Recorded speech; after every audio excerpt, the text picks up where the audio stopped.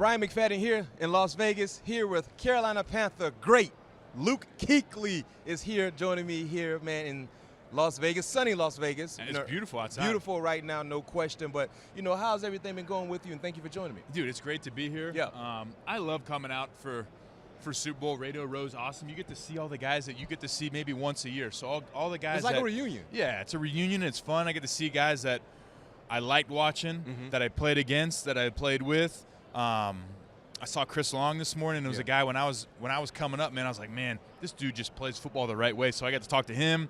So like you said, it's a reunion. It's a ton of fun. Yeah. So there's a lot I want to talk to you about, right? But there's a funny clip that happened years ago. You were at DJ Moore's football camp, and there was a camper that kind of gave you a little extra sauce. Oh no, he didn't give me extra. He gave me. So we're gonna look at the actual clip of what happened and break it. Give us a breakdown. Well, before they started, I'm gonna kind of tell you what was going on in my head. Okay. They're like, "Hey, we're gonna do a little one-on-one with the kid," and I'm like, "Sure, yeah, this will be fun," You think it's gonna be easy peasy? Well, I thought it was gonna be easy, and then they go in and they pick this kid, and it was a kid that was in some of the drills I was doing. I was like, this kid, he's nice. This kid, no, he's like legit, really. And so then they pulled him out, and I was like, uh-oh, like how am I gonna play this? So you see right here, we have the clip. It's a tall sweep, and he hits you. Oh, he got you, and now you turn it in high gear. Yeah.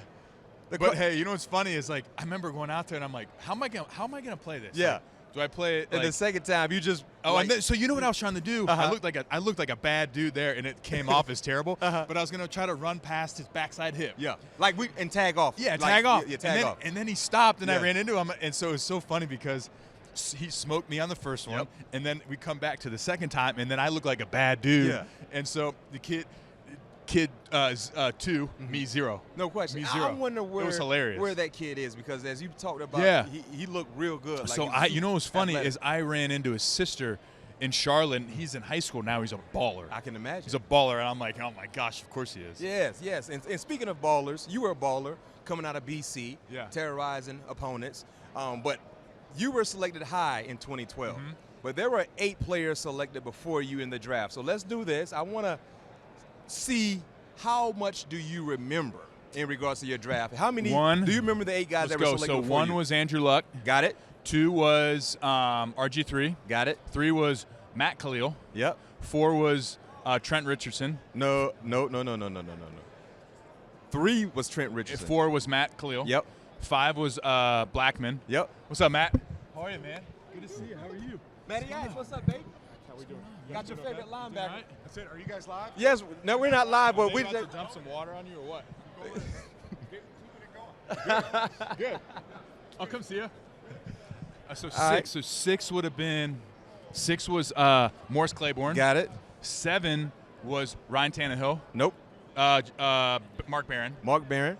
And then 8, obviously Miami. That was Tannehill. And then 9 was me. And then 10, I think, was it Kansas City? Was it Dontari Poe? No. Fletcher Cox. I think it was Fletcher Cox. And then it was like Dontari Poe, Fletcher Cox, and then Stephon Gilmore. It was a run-on D lineman. Yeah. Where did you think you were going? I know Carolina drafted you. I thought it was kind of anywhere between Carolina and then Seattle, because Seattle went Bruce Irvin at 15, and then they went in the second round. You know who they went and got in the second round? Bobby Wagner. Yep. So Bobby just stud. And the thing that with Bobby was interesting is Bobby should have gone in the first round. Facts. But what hurt Bobby was he got sick right before the combine. Really? So he wasn't to do anything. But if he would have went to the combine, I think he ran. He was super. He had great length, arm length. I think he ran like 4.4 at his pro day. Yeah. So Bobby, Seattle got lucky that Bobby didn't go to the pro day, because if Bobby runs 4.4 at the combine, he would have been picked before all of us. Yeah. So, but cool obviously story. Bobby's still a stud. Yeah, still a stud. Yeah. Another game I want to play with you right now is who would you rather least face, right? It's 2nd and 10, you in your prime. These running backs are in their prime. Yeah. I'm throwing out 2 names to you first. LeGarrette Blount in a one-on-one situation, right? Either you got to make the tackle or they're going to make you miss or try to run through you. LeGarrette Blount or LaShawn McCoy, who would you rather least face? Oh, probably LaShawn McCoy. LaShawn McCoy. Yeah, because with LeGarrette, I feel like I kind of know where he's going to be. Yep. Okay. So like I just gotta bull up and put and hit him, right? Okay. But with LaShawn, man, Shady. like how am I going? Cut on a dime. How am I going to get him? No Like how am I question. going to get my hands on him? And that's the hardest part with some of these backs is how do you get on him? Okay, next name for you, LaShawn McCoy or Steven Jackson? Who would you rather lease?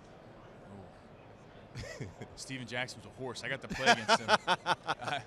You know what? Early in the game, I'd rather go against Steven Jackson. Okay. Late in the game, I'd rather go against LaShawn because McCoy. I'm going to kind of be a little tired. I'm be a little fatigued. Yeah. I can maybe get on LaShawn, but if you don't bring it against Steven Jackson late in the game, he's going to run through your face. People don't realize how strong he was, right? Oh, my gosh. Yeah. All right, Steven Jackson, Mark Ingram. Oh, I love Mark, man. I love him, man. He's, you know what? I'd rather go. Mark can do both. So Mark was a pain. So I don't want to go against Mark because he can speed you up, he can slow you down, he can run through you. So I got to play against him in New Orleans all the time, and he was twice a year. He was fun. He was fun to play against. Just a great dude, and he loved the game of football, and he had a ton of fun playing. All right, Mark Ingram, Le'Veon Bell. Oh. I'd rather play against Mark. Okay. Marshawn Lynch. I want nothing to do Beast mode with Marshawn. I want nothing to do. What made Marshawn like that? Man, so how he was built, right? He's big, thick torso, big legs, big butt, kind of bow-legged. His thighs and hamstrings, like his chest, from his chest to his back. I would love to know what that measurement, like if you were to put a tux on or a suit, I wonder what his chest size would be. Because when you play that guy and you get on him, man, you can't get around him. His chest was just barrel-chested bull, and he was so powerful in his legs, and he could sink, and how he ran was so like abnormal. He was all over the place, but he ran with an edge, an attitude, a physicality, a competitiveness that was just, man, you better bring it. And he was fun.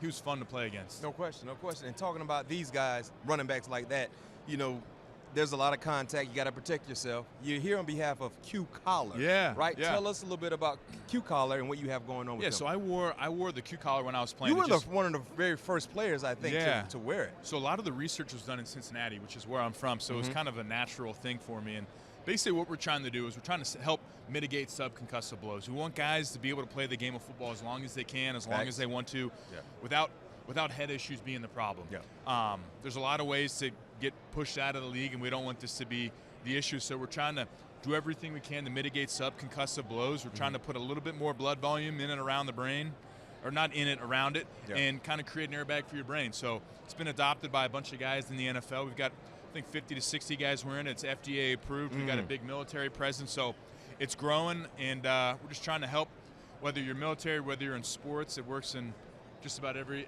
facet of sports, and we just want guys to be able to play and be healthy and be safe. Oh, that's a great cause and a great impact they're making as well. So shouts out to Q Collar, man. Shouts out to my guy, Luke Kuechly, man, joining me here on CBS Sports, man. Okay, last question for you. What's next for Carolina? I don't know, man. Next for us Carolina, Panthers. In Carolina, new coach, new regime. Man, consistency. Consistency in a common direction. Yeah. I think this is the first time in a while where we've had a GM and a coach get hired together, and I think that's going to help us a lot. Common goal. Dan and Dave Canales have known each other for a long time, dating back to Seattle. Which is important. It's important. There's just continuity, and that's one thing that we need is continuity, and I think we've got it, and I'm very excited for what the future holds in Carolina. Keep pounding. That's right. Keep pounding.